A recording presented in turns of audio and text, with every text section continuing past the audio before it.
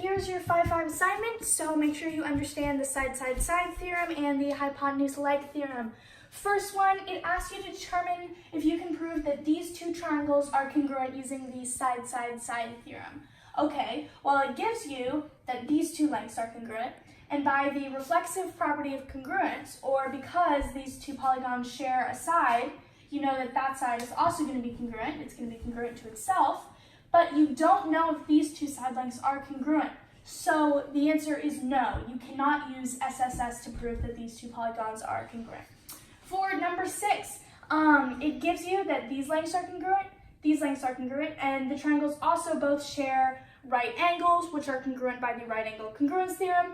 It asks you, does the hypotenuse-leg theorem apply?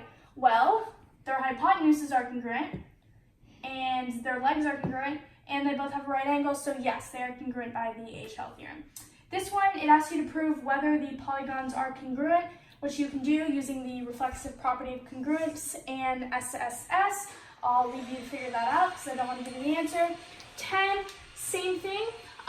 Reflexive property of congruence, you know that this is going to be congruent to itself. You also know that all of these side lengths are congruent, so yes, SSS to prove that that figure is congruent to that figure.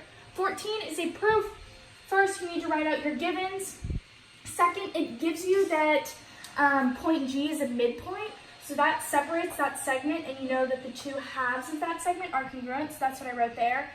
3, you can use the right angle congruence theorem to prove that the right angles in each figure are congruent to each other. And 4, you can use the hypotenuse-leg theorem to finish it off and prove that the triangles are congruent.